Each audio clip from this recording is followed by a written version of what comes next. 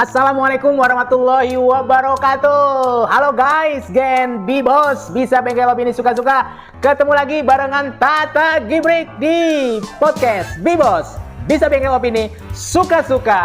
Bisa nggak bisa? Harus bisa. Suka nggak suka? Harus suka. Nah, udah lama nih kita nggak gelorakan lagi tagline dan untuk penyemangat episode kali ini yang sudah mencapai episode ke-5. Luar biasa. Kita berikan aplaus dong buat semuanya. Di tengah segala keterbatasan kita tidak menyerah, kita semangat untuk menghadirkan konten podcast Bisa Bengkel Opini Suka-Suka yang mudah-mudahan selain menghibur juga bisa membuat kita menambah wawasan tentang banyak hal di negeri ini. Biasalah sebelum kita mulai, kita seperti anggota dewan di gedung Senayan sana, kita buka dulu podcast Bibos dengan seremoni. Oke, sudah sah kita buka acara podcast Bibos kali ini. Tapi sebelumnya kita simak dulu chat open, catatan obrolan penting.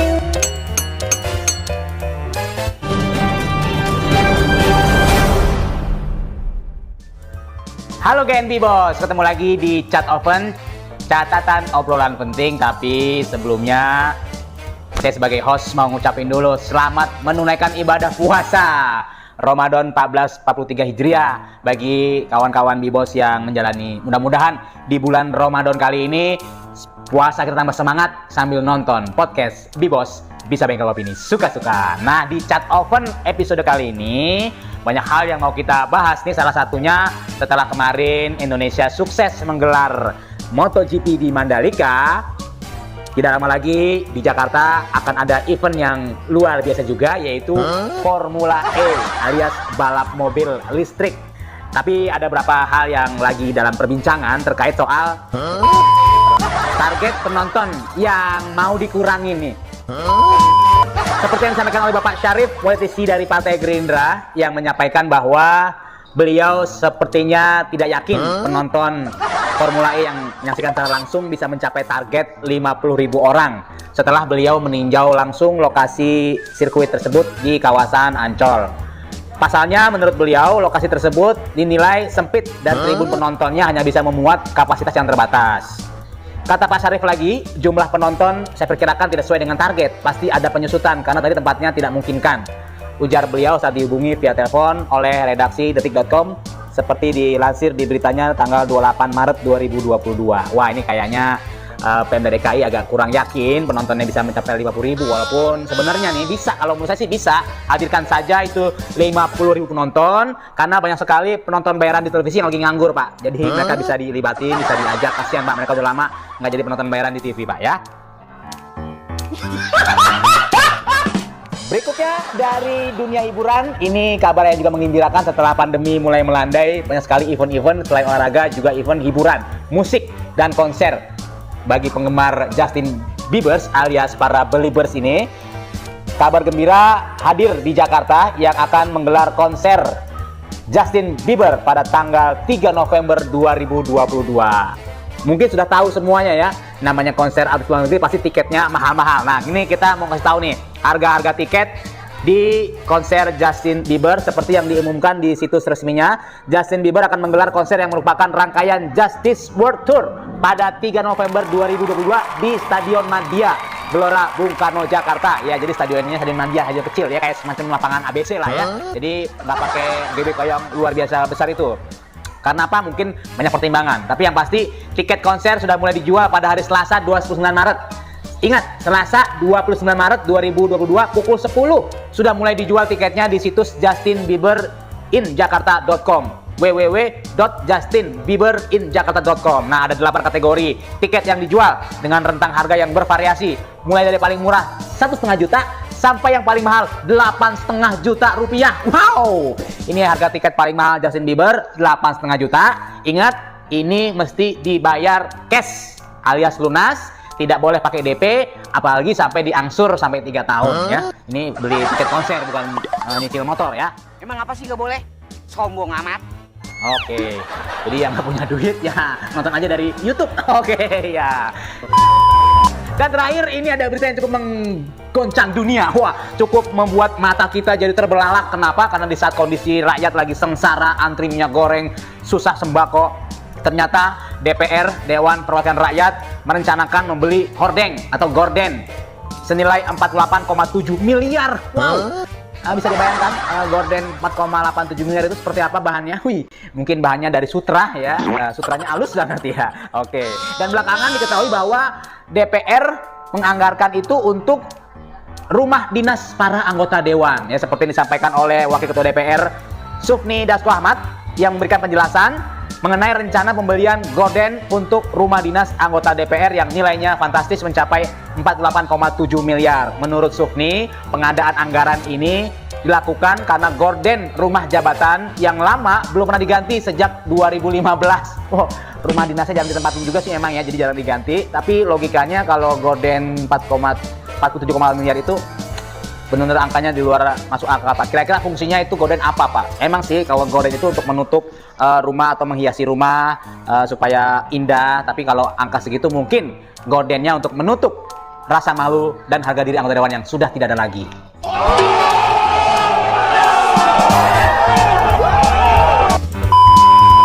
Oh, keras. Oke, demikianlah chat open, catatan obrolan penting episode kali ini. Yang penting silakan diambil, yang nggak penting silakan dibuang. Ketemu lagi di chat open berikutnya.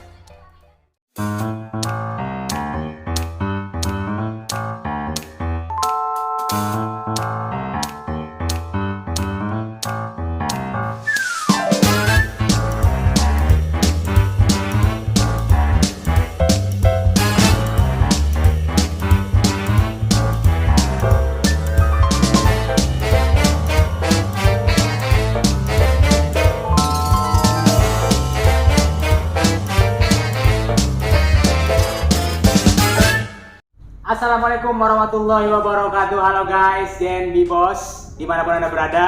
Alhamdulillah di episode kali ini sudah masuki bulan Ramadan dan kehadiran bintang tamu yang spesial juga. Di sebelah saya ada Ustadz Hafiz Salim. Apa kabar Ustadz? Bang Hafiz. Bang Hafiz, iya Bang Hafiz Salim karena kan sekarang udah mencitrakan diri sebagai seorang Ustadz gitu ya, pendakwah gitu ya. Setahu saya Citra tuh body lotion. Citra body lotion. Ini kalau teman-teman Game Bibo semuanya tahu, beliau ini adalah seorang komedian, presenter juga, pemain sinetron yang dulu sempat melambung di sinetron pertama kalinya apa itu? Si Entong. Yang semuanya udah gua kikirin. Daripada dikir mengenai dia. Pikir. Yang melambungkan di Sintong. Jadi sama Bang Ocit ya. Iya. Bang Samin dulu. Bang Samin duet tuh. Benar. Duet. Kalau nggak salah nih, ini izin Bang, saya mungkin Abang nggak pernah tahu kalau saya ada di panggung yang sama di lomba lawak humor mahasiswa di RRI waktu itu. Oh. Yang juara tiganya, juara tiga masalah, juara pertama kan Narji Cagur dan kawan-kawan kan. LHI berarti. LHI lomba humor. Saya ikut berarti ketemu. Nah itu dia makanya saya senang banget karena ada idola saya hadir di podcast saya nih, Bang Hafiz nih. Iya LHI kita ikut dulu. Benar itu berapa ya kalau nggak salah 2000-an kalau nggak salah ya. Betul kurang lebih dulu. Iya karena saya baru masuk kampus di UNJ semester 1-2 kan saya punya grup lawak dulu. Betul. Namanya grup lawaknya Lakban. Oh gitu. Lawak dan Banyola. Wedi. Dulu Bang Hafiz dari mahasiswa atau dari STM ya? Saya dari SLJJ. SLJJ jauh, SLJJ. Sambungan jarak jauh. Sambungan langsung jarak jauh. Dulu dari teman-teman kampus juga, tapi bukan teman-teman kampus, kita sama-sama sering nongkrong bareng gitu kan. Oh, jadi bukan satu kampus ya? Bukan satu kampus. Saya ada sama Eko, kemudian sama Agus, dan kemudian kita kumpul di sebuah radio gitu, namanya SKAK.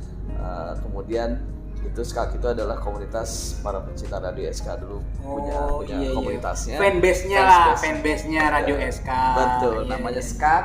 Yang Bang Gio juga kita banyak belajar dari situ. Gio Jimmy Maukar. Betul. Iya, tahu. Akhirnya ya kita terus bareng sama teman-teman semua dan mulai dari situ dipercaya main spontan dulu awal-awal dulu sama Mas Toto Hudi. Iya.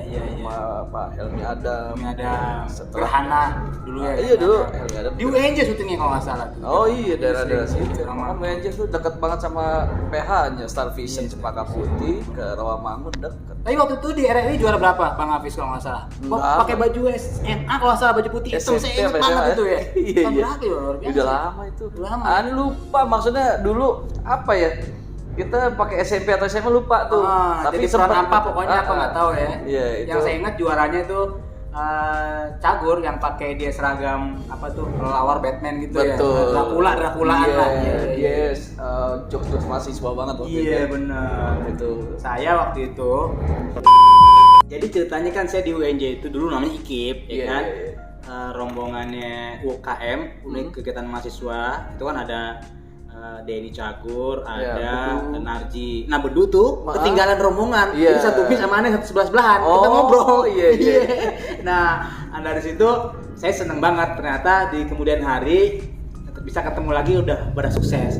Termasuk ketemu Bang Hafiz. Amin ya Allah. Emang dari dulu tuh punya cita-cita lawak atau gimana Bang? Kalau cita-cita banget enggak sebetulnya, tapi lebih ke dulu cita-cita pengusaha. Oh gitu. Cuma karena zaman-zaman SMP SMA kita demen banyol ya, kita sama anak tongkrongan, anak tongkrongan. Iya. Bercanda, akhirnya teman-teman udah lu jadi pelawak aja udah jadi pelawak. Saya pikir saya di keluarga nggak ada silsilah turunan dari seniman ya.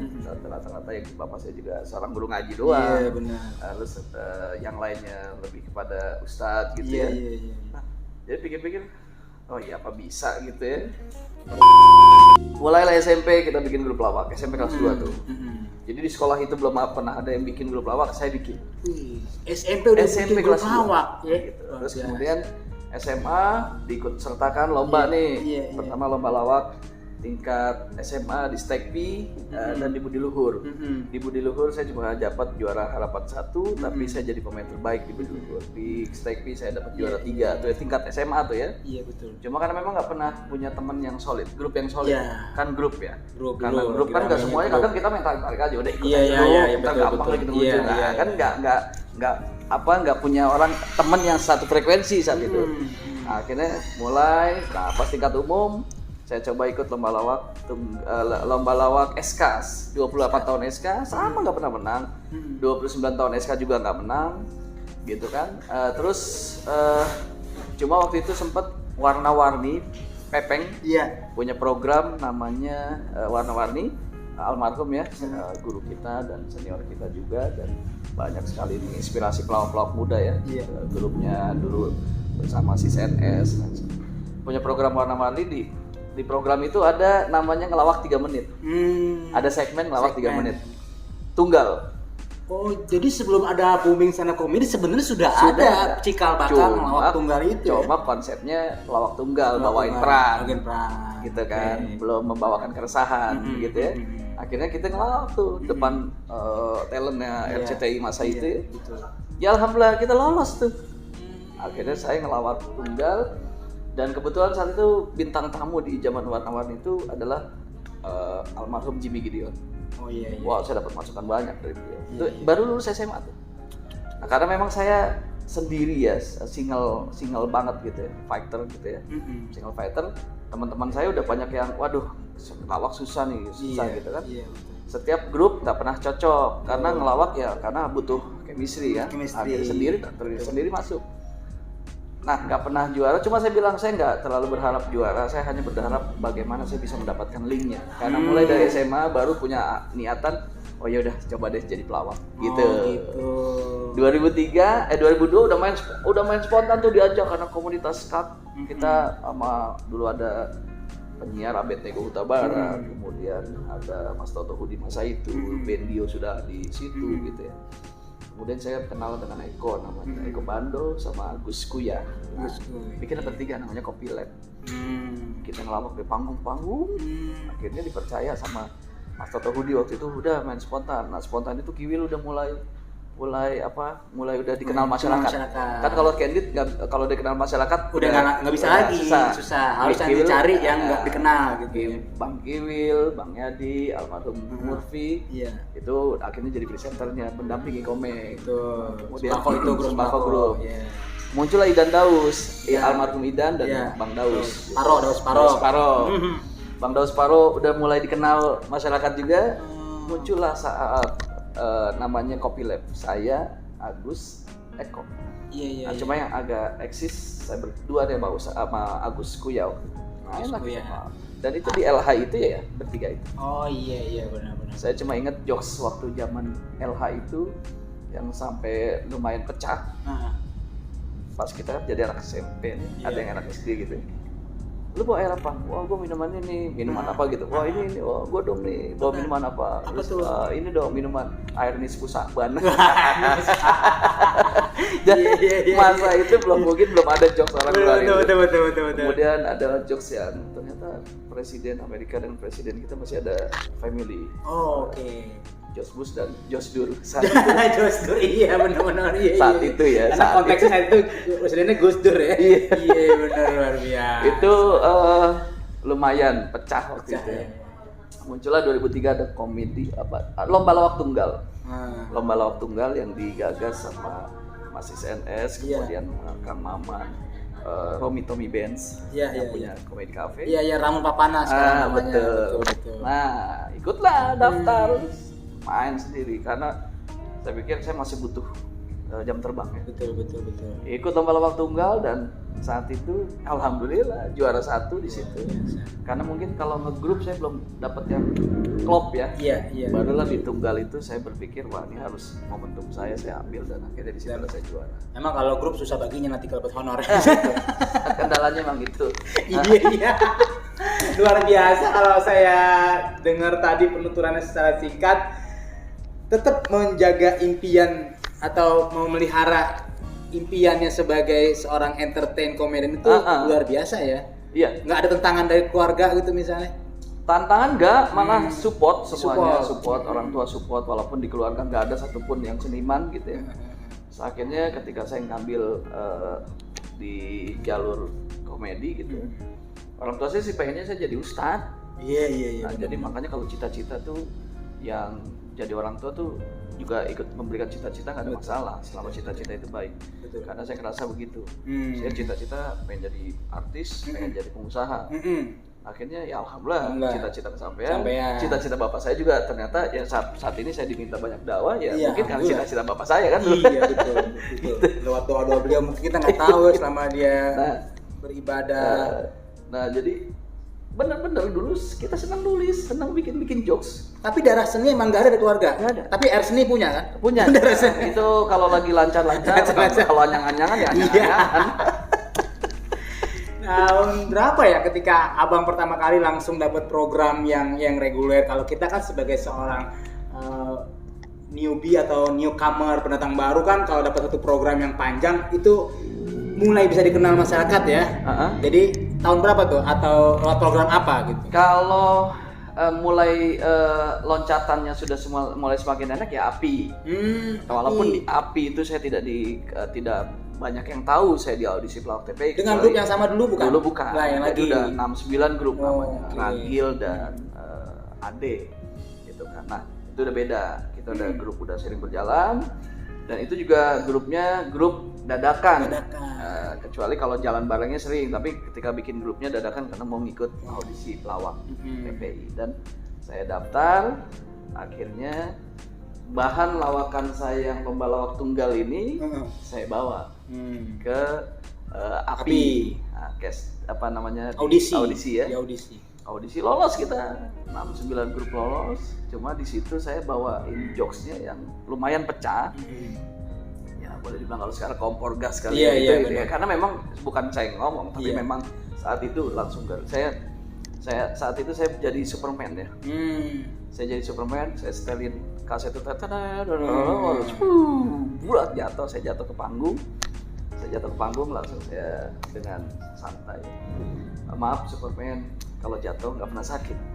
Kenapa tuh? Karena Superman nggak pernah nyakitin orang lain. Iya. Beda sama pejabat. Iya. Pejabat sekalinya jatuh banyak yang sakit. Iya. Karena nggak sadar sering nyusahin orang lain. Wah, luar biasa. Saat itu. Itu ada nilai moral ya, nggak cuma sekedar kita ngecos tapi ada nilai moral yang Karena disampaikan. pada masa itu masa transisi ya dari era 99 Iya, waktu betul. Kemudian Mulai banyak awal-awal juga reformasi. dan kemudian banyak juga yang mulai pensiun habis baru pada sakit, Iya. pejabat gitu. Betul. Itu masa itu. Iya. Kemudian saya bawa Superman underwear-nya benar. underwear-nya belum dipakai tuh. Iya, benar. Mohon maaf, Superman lupa pakai underwear karena Iya. buru-buru, karena di dalam celana ini ada sinyal yang bisa bergerak apabila Superman sedang dibutuhkan. Jadi kalau bergerak ke kiri berarti ada 1-2 orang doang yang butuh pertolongan Superman. Iya. Kalau bergerak ke kanan berarti wah lagi banyak yang butuh Iya. pertolongan Superman. Tapi kalau bergerak lurus berarti Superman yang butuh pertolongan. Iya benar-benar. Nah. Kita kangen sebenarnya jokes kayak gitu ya, jokes Iya, yang iya. ya terus terang saya sebagai seorang stand up comedian juga kan kadang belajar dari para senior-senior Iya, ya kan. Ilmu yang 1 2 3 itu namanya kan kalau di kita Iya. kan rule of 3 Rule ya of kan. three, Jadi itu gitu. juga dipakai di Iya. dunia Komika stand up ya. comedian. Tapi memang kalau mungkin eranya udah berubah Bang ya. Sekarang orang lebih jarang ngelihat grup lawak, bahkan hampir nggak ada ya, Iya, kecuali iya. beberapa aja yang masih eksis kayak Eksis. Patrio atau Betul. enggak Bagito ya kan. Betul. Kalau menurut Abang kenapa mungkin secara wasilah atau tempat medianya itu untuk grup lawak tuh nggak pernah bisa kasih tempat sekarang ini?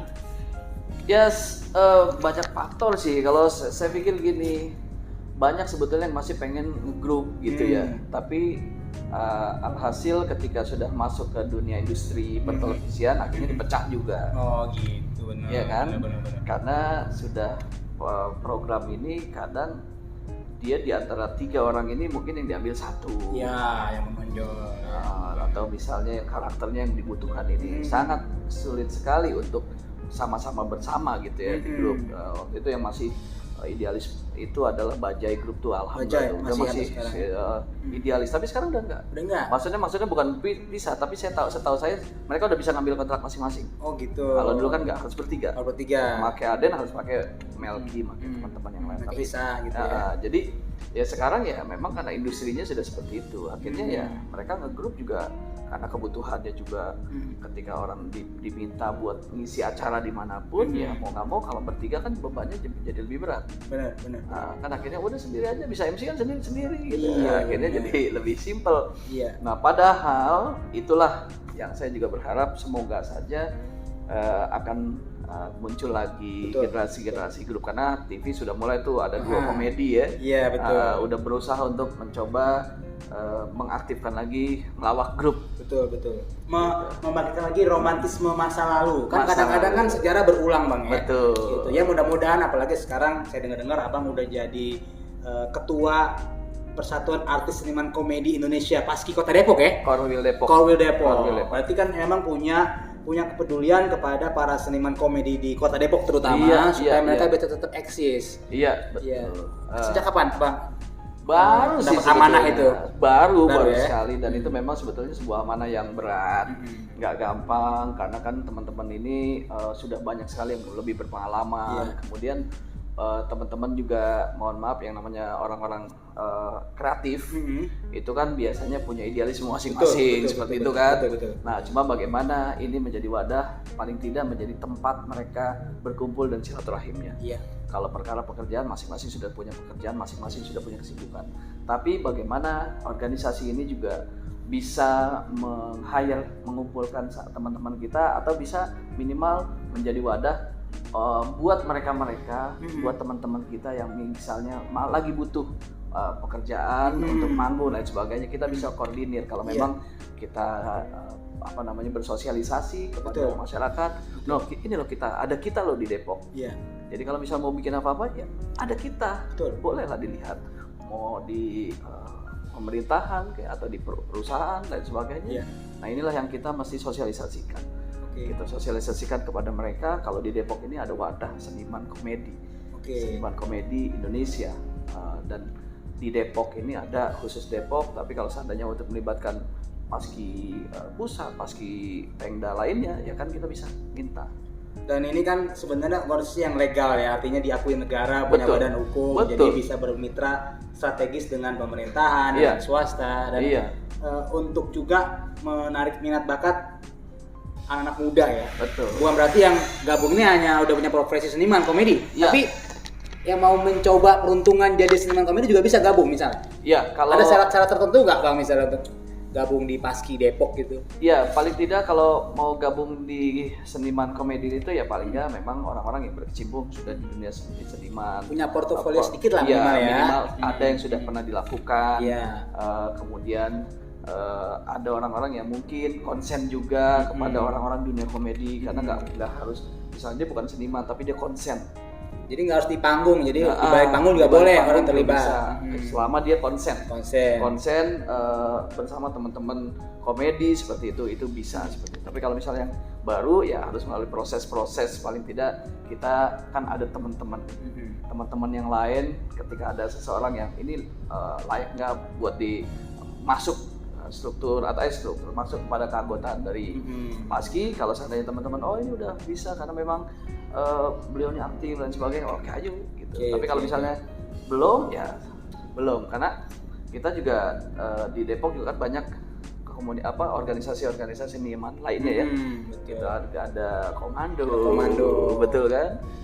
Kemudian ada Papri, Pami, macam-macam. Betul. Nah, cuma kan ini Paski ini skalanya nasional, sudah pergerakannya sudah lumayan luas. Nah, cuma kita ini sebagai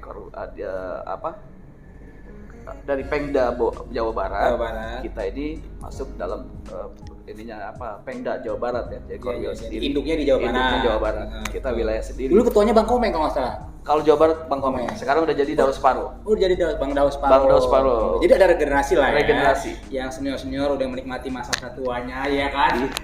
Ngambil uang pensiun dari dunia hiburan. Tapi kayaknya kalau namanya kerjaan Iya tetap aja ya. Ya mau senior juga kalau butuh ya Tetap aja ya. Iya benar-benar.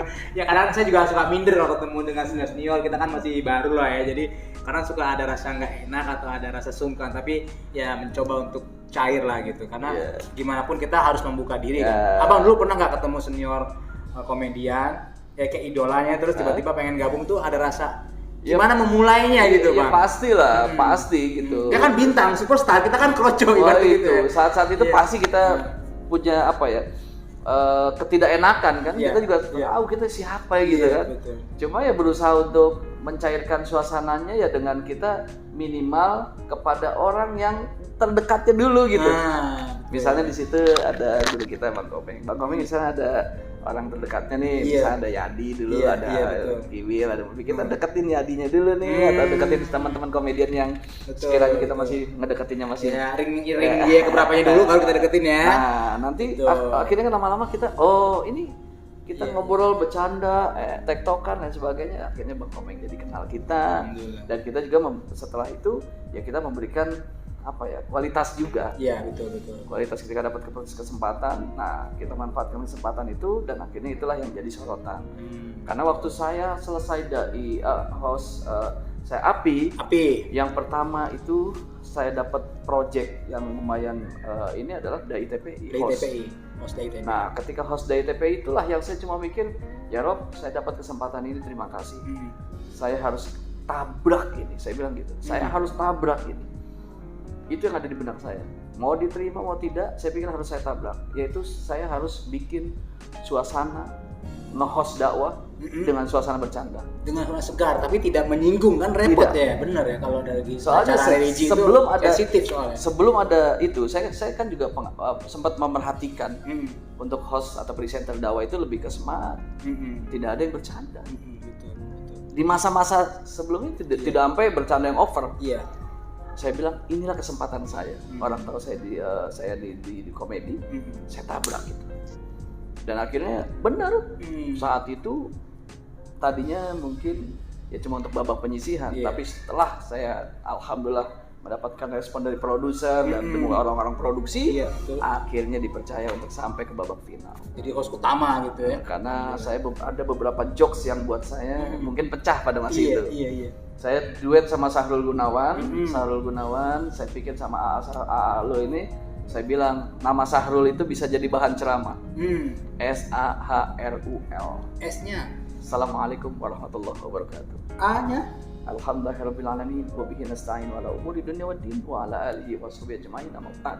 H-nya. Hadirin wal hadirat rahimakumullah. R. Rasulullah sallallahu alaihi wasallam menganjurkan kepada kita untuk cinta kepada tanah air. U. Untuk itu kita sebagai umat Islam harus cinta tanah air. L. Lebih kurangnya mohon maaf. Assalamualaikum warahmatullahi wabarakatuh. Iya benar. Luar biasa. Emang komedian senior kita ini emang luar biasa. Iya benar-benar. Itu menjadi satu rangkaian dakwah. Kalau seorang yang punya karya namanya masterpiece-nya. Betul. Karya yang monumental. Luar biasa. Nah, itu yang saya pikir itulah kesempatan itu yang saya coba ramu bersama Sahrul Gunawan. Terus kemudian banyak sekali jokes-jokes yang saya saat pada masa itu yang saya keluarkan gitu ya. Dan alhamdulillah ada beberapa jokes-jokes yang juga dipakai oleh ustadz-ustadz lain sampai saat ini. Termasuk ketika mau Ramadan saya sudah mengeluarkan dulu tahun 2005 itu 2005-2006 itu yang ketika mau Ramadan kita harus premium. Apa tuh premium? Makanan mau minum. Minum, iya benar. Premium. Sholatnya harus rajin. Sholat rajin. Pertama belum ada waktu itu. Waktu itu belum ada pertama. Belum. Premium, sholat apa lagi tuh? Minyak tanah. Minyak tanah artinya? Mending ibadah yang banyak, tahan nafsu dan amarah. Luar biasa. Dan itu udah banyak kepake. Dan saat cuma kan nggak ada. Iya benar. Itu jokesnya original waktu itu ya. Masa itu original. Iya benar. Tapi memang gini bang, ini kadang-kadang saya mohon maaf. Kadang-kadang kan artis komedian itu kalau nggak laku nih ujungnya jadi ustadz, kalau nggak jadi politisi. Itu kan kadang-kadang suka ada omongan kayak gitu ya. Bukan berarti abang memilih itu kan, artinya kan karena udah nggak laku terus jadi ustadz aja kan, nggak kayak gitu. Enggak. Memang dikasih jalannya sama Allah lewat jalur acaranya dakwah terus. Jadi acara dakwah itu sebuah pilihan. Saya lagi mulai entong booming itu, setelah entong booming itu saya mikir gitu nih. Saya selalu dipinta untuk menjadi MC di acara-acara dakwah. Iya. Nah, saya cuma mikir ini sepertinya lahan untuk komedian dakwah itu saat itu kosong. Kosong. Belum ada yang mengisi. Itu. Akhirnya saya langsung berpikir ini peluang nih. Ini peluang. Iya benar. Peluang. Jadi udah mulailah saya belajar. Saya gali lagi dan saya sudah mulai mengurangi beli buku-buku humornya. Oke. Saya lebih kepada buku-buku pendalaman agamanya. Nyantri lagi dong berarti. Apa? Nyantri lagi, ngaji lagi. Saya juga kuliah lagi di jurusan dakwah. Kemudian saya harus menggali itu semua gitu. Karena saya pikir gini. Kalau materi dakwah nggak bisa kita kreatifkan. Nggak bisa dikarang-karang. Udah jelas. Itu mau Quran, Sunnah atau hadis, riwayat semua cerita itu nggak bisa sirah segala macam ya. Tapi dari situ kita punya pengembangan adalah wawasan. Misalnya ada hal-hal yang ini jadi sesuatu nih. Ini baru. Kalau bercanda masih bisa kita olah. Olah. Nah, ini. Jadi makanya buat saya ketika ini peluang gak banyak orang yang garap, kenapa nggak digarap nih? Garap aja gitu. Dan akhirnya sekarang saya ngerasa, ya alhamdulillah. Teman-teman juga saya sampaikan, ada yang menyampaikan kalau udah terjun ke dunia dakwah, kita jadi kotak, nggak bisa kemana-mana. Dan itu benar. Sempit loh, nggak bisa pakai mana-mana. Udah kesannya sempit, itu. kata pandangan yang ngelihat sempit. Tapi ternyata saya bilang, saya buktikan itu setelah saya jalan, saya ikut almarhum, bukan ikut almarhum, almarhum Ustadz Jepri selalu ngajak jadi MC Alek Mande. Saya ikut, enggak berharap harus dikasih ini, jalan aja. Karena saya bikin jaringan baru. Saya bikin jaringan baru. Setelah saya dapat, ternyata saya bilang sama teman-teman, ayo kita ngadu aja deh. Setelah saya bisa ngerasain, saya tahu, ini bisa ini, saya bilang, ayo ngadu. Dulu saya MC tahun baru. Masehi ya, tahun baru Masehi. Sekarang saya lebih banyak MC tahun baru Muharram. Ayo kita adu aja itu, compare antara Muharram sama Masehi. Sering juga MC tahun baru Masehi kan? Pernah dulu. Cuma malam itu doang. Benar. Standby jam 6. Iya. Jam 8 mulai. Iya. Jam 12 kelar. Iya betul. malam itu doang. Iya. Pernah nggak diundang tanggal 2? Bang Tata besok nge-MC ya, dalam acara apa? Masih biar tahun baru. Nggak ada dong. Tahun baru Nggak ada. Iya. Tapi Muharram sampai tanggal 10 masih ada orang bagi-bagi santunannya dalam rangka gebiar Muharram. Iya benar. Sebelum tanggal 1 menyambut Muharram. Tanggal 1, 2, 3 terus ya. saya kehilangan 1, tapi Allah balikin bisa lebih dari 10. Iya. Jadi saya itu meyakinkan kepada teman-teman, enggak, ternyata Iya. selain kita ilmunya dapat, materinya kita dapat, dekat sama orang-orang hebat, orang-orang alim, dan kemudian langsung dekat dengan jamaah. Akhirnya sekarang banyak teman-teman komedian yang alhamdulillah jadi MC dakwah. Saya juga sering diundang sama Bang Taufik Lala ikut majelis pengajian pelawak ya. Tapi saya jarang hadir terus. Insya Allah nanti kita hadir sama Bang Taufik Lala. Siap. Oke, kalau gitu Bang Ya. Hafiz Salim, terima Siap. kasih kehadirannya. Saya tahu Abang waktunya panjang, habis ini mengisi terawih kalau nggak salah ya. Iya. Jadi kita mungkin ini bukan yang terakhir ketemu lagi di Ya, sini. siap. Next time kita ngobrol-ngobrol Siap, lagi. siap. Terima kasih kehadirannya. Mungkin satu pesan buat penonton Gen B-Boss, bisa bengkel opini suka-suka ini buat yang muda-muda yang nonton, kasih apa semacam motivasi lah. Abang kan juga motivator nih. Iya. Saya dulu pengen banget jadi artis, pengen banget jadi pengusaha itu saya sudah anggap sebuah niat. Nah, niat itu jangan main-main sama niat, kita konsentrasi fokus sama niat. Jadi niat itu kita mau memaksimalkan niat kita, dan kemudian dari niat ini ada 4 huruf yang mensupport niat ini bisa mengejar diri kita, mengejar cita-cita kita, yaitu N-nya adalah niatnya lurusin niat. I-nya ada 5 poin: ibadah, ikhtiar, ilmu, istiqomah, ikhlas. A-nya akhlak. Karena dimanapun akhlak memakai T-nya taubat dan tawakal. Mudah-mudahan berkah. Amin ya rabbal alamin. Luar biasa. It is the power of niat. Mantap Bang Hafiz Salim. Terima kasih kehadirannya. Jangan lupa buat teman-teman semuanya tonton terus podcast B-Boss, bisa bengkel opini suka-suka barengan Tete Gizik dan juga barengan tamu-tamu spesial lainnya. Oleh karena itu kita tetap ketemu lagi di episode berikutnya. Assalamualaikum warahmatullahi wabarakatuh. Waalaikumsalam warahmatullahi wabarakatuh. Thank you, Bang.